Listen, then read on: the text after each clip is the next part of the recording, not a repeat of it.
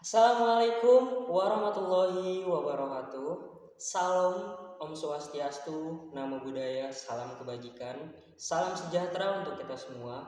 Halo teman-teman, perkenalkan saya Bagja Puji Anugrah dari semester 2 jurusan manajemen angkatan tahun 2023. Saya di sini sebagai peserta magang aktif progresif Maksif Dewan Perwakilan Mahasiswa tahun 2024. Saya di sini ingin mereview materi-materi yang saya dapat selama penuh mengikuti kegiatan magang aktif progresif Maksif tahun 2024 di Dewan Perwakilan Mahasiswa.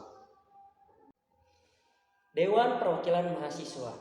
Dewan Perwakilan Mahasiswa ini mempunyai parlemen, yaitu Parlemen Banatra, yang mana untuk mewujudkan Dewan Perwakilan Mahasiswa sebagai lembaga legislatif yang kuat, dinamis dan transparan dalam memperjuangkan aspirasi mahasiswa keluarga besar mahasiswa Universitas Nusa Putra. Struktur dari Dewan Perwakilan Mahasiswa itu sendiri diantaranya Ketua DPM, Wakil Ketua Umum 1, Wakil Ketua Umum 2, Sekretaris Jenderal, dan Badan Keuangan. Nah, struktur-struktur ini, dari pengurus inti ini, Dewan Perwakilan Mahasiswa mempunyai komisi dan divisi-divisi, yang mana Wakil Ketua Umum 1 menaungi Komisi 1 dan Komisi 2. Wakil Ketua Umum 2 menaungi Komisi 3 dan Komisi 4. Lalu, apa sih tugas dari komisi itu? Nah, tugas dari komisi ini garis besarnya adalah yang pertama, legislasi atau pembentukan undang-undang KBM. Yang kedua, anggaran, rencana kerja anggaran atau RK. Yang ketiga, melakukan pengawasan kepada BEM. Yang keempat adalah advokasi atau menjaring aspirasi. Yang kelima adalah aspirasi, mengadvokasikan atau dieksekusi. Lalu ada badan kelengkapan divisi yang mana dinaungi oleh sekretaris jenderal. Ada 4 divisi, diantaranya yang pertama adalah divisi litbang, singkatannya dari penelitian dan pengembangan, tugasnya untuk mengolah data, membuat survei, mengevaluasi pada setiap anggota DPM, dan sebagainya. Yang kedua ada divisi kestari, singkatan dari kesetariatan, tugasnya mengelola investasi, memfasilitasi rapat, dan mengurus administrasi. Yang ketiga ada divisi Medfo, singkatan dari media informasi, tugasnya adalah menyebarkan informasi, membuat desain, dan mendokumentasikan kegiatan. Yang keempat ada divisi komunal, singkatan dari divisi komunal ini adalah komunikasi eksternal, tugasnya menjalin relasi dan kerjasama dengan pihak eksternal Dewan Perwakilan Mahasiswa. Itulah struktur organisasi dari Dewan Perwakilan Mahasiswa Universitas Nusa Putra. Selanjutnya, saya akan sedikit menjelaskan mengenai materi dari kegiatan Maksif ini. Pertama, mengenai materi yaitu internalisasi KBM. Membahas mengenai nilai-nilai yang terkandung dalam hal KBM itu sendiri, selaras atau tidakkah antara KBM dan organisasi itu. Ada beberapa aspek teman-teman yang bisa dicapai oleh keluarga besar mahasiswa Universitas Nusa Putra, mulai dari pengembangan diri, pendidikan, penelitian, dan pengabdian, dan kepemimpinan. Lalu membahas mengenai alur birokrasi. Nah, alur birokrasi ini apa sih? Alur birokrasi ini adalah alur untuk mencapai tahapan-tahapan dalam mencapai tujuan. Contohnya seperti alur dalam permohonan izin kegiatan dan permohonan dana. Nah, itu harus sesuai dengan yang ketentuan. Yang kedua, ini materi yang kedua teman-teman, yaitu dengan tema sosial dan politik. Pada materi ini membahas atau mengenal politik.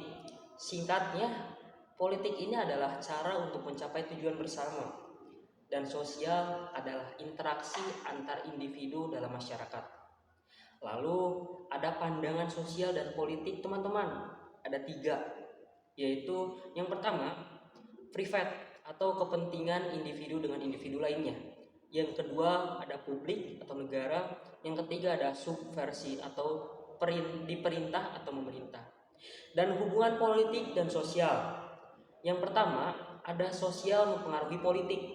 Yang kedua politik mempengaruhi sosial. Yang ketiga partisipasi sosial. Dan keempat konstruksi sosial.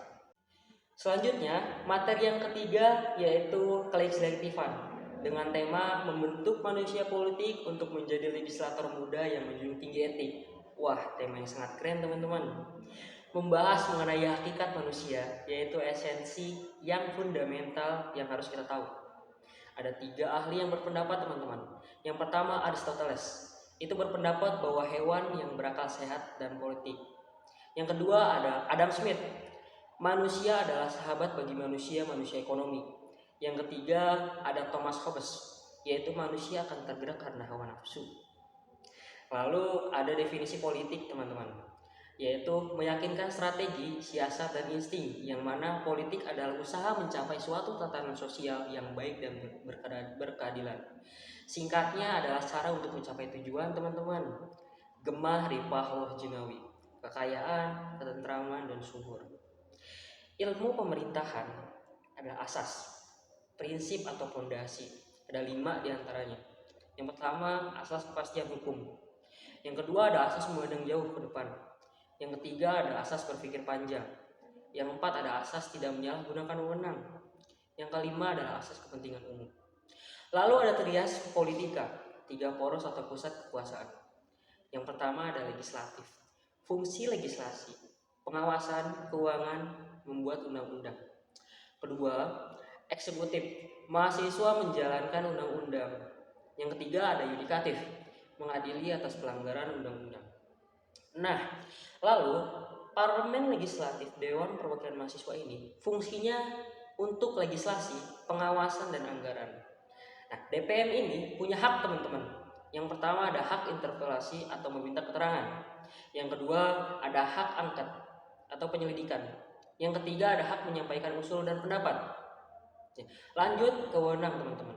DPM ini juga punya wewenang. Yang pertama adalah membentuk atau mengubah UUD, TAP DPM, UU dan RPPJP. Yang kedua memberhentikan presiden mahasiswa dan wakil presiden mahasiswa. Lalu materi yang keempat, analisis isu dengan tema membentuk legislatif muda yang berkolaboratif, kreatif, inovatif, dan inklusif dalam menghadapi era society 5.0. Analisis yaitu menguraikan suatu entitas menjadi bagian yang lebih kecil untuk memahami struktur dan fungsinya secara menyeluruh. Jenis analisis yang pertama ada SWOT, Strength, Weakness, Opportunity, dan Threats. Yang kedua ada Pareto dan Pareto Chart, yaitu menentukan prioritas, tindakan atau alokasi sumber daya dan tampilan data grafik.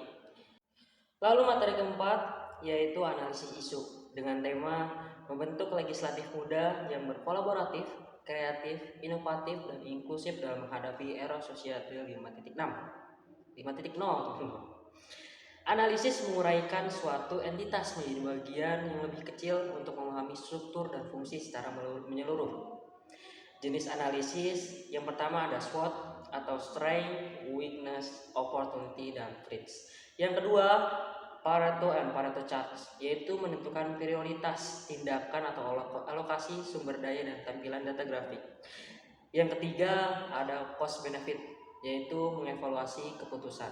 Yang keempat ada Root Cause atau akar penyebab yang kompleks dan kronis.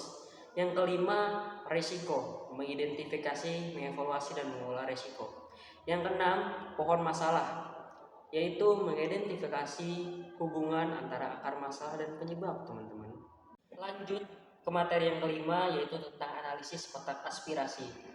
Analisis yaitu penyelidikan terhadap suatu peristiwa. Kenapa harus dianalisis teman-teman? Karena untuk memecah masalah dengan sistematis dan memberikan pemahaman yang mendalam serta memberikan keputusan yang lebih baik. Penyelesaian masalah, analisis SWOT atau metode 5W atau 1H. Materi ke-6, ya kita lanjut ke materi yang ke-6 teman-teman, yaitu tentang nilai organisasi, partisipasi, dan keterlibatan, evaluasi, peningkatan, dan keberlanjutan. Membahas mengenai nilai-nilai atau ide konsep tentang yang dipikirkan seseorang atau nilai gagasan seseorang individu mengenal benar atau salah. Nilai itu ada wujud yang mana yang pertama ada imaterial, contohnya seperti ide, gagasan, dan ideologi. Yang kedua ada material, karya seni, pakaian, atau rumah. Partisipasi yaitu keikutsertaan atau keterlibatan baik individu atau kelompok. Evaluasi kegiatan yang dilakukan berkenan dengan proses untuk menentukan nilai dari suatu nilai. Dan ada sedikit pengetahuan yang saya dapat dari pemateri ini yang mana mengatakan kita harus berani merasionalkan yang tidak logis, teman-teman. Dengan berkembangnya zaman dan majunya teknologi saat ini, kita harus mengikuti era kita saat ini.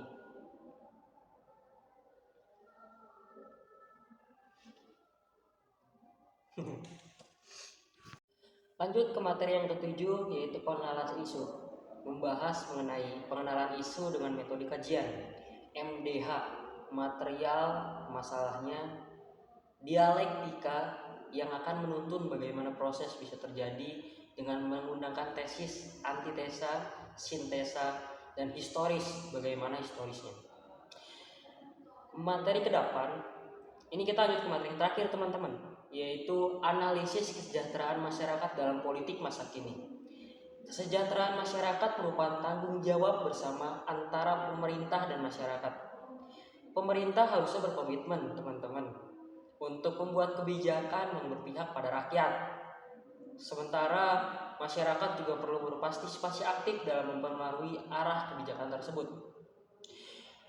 Kolaborasi yaitu dibutuhkan kerjasama yang erat antara pemerintah dan organisasi masyarakat sipil untuk menyusun program-program peningkatan kesejahteraan. Advokasi yaitu masyarakat harus terus melakukan advokasi dan menyuarakan hak-haknya agar pemerintah semakin responsif terhadap isu-isu kesejahteraan sosial, teman-teman. Lanjut, pemberdayaan. Upaya peningkatan kapasitas dan pemberdayaan masyarakat itu menjadi kunci untuk membuat mereka lebih mandiri dan sejahtera. Nah, hanya itu yang saya dapat sampaikan mengenai review materi yang saya lakukan, yang saya dapat selama mengikuti penuh kegiatan magang aktif progresif masif di Dewan Perwakilan Mahasiswa tahun 2024 ini, teman-teman. Semoga ilmu yang saya dapatkan dapat bermanfaat untuk diri saya dan bisa saya implementasikan kepada sosial di sekitar saya, teman-teman. Terima kasih. Mohon maaf jika saya ada salah kata atau salah pengertian dalam menyampaikan materi yang saya dapat ini, teman-teman. Mohon maaf. Wassalamualaikum warahmatullahi wabarakatuh.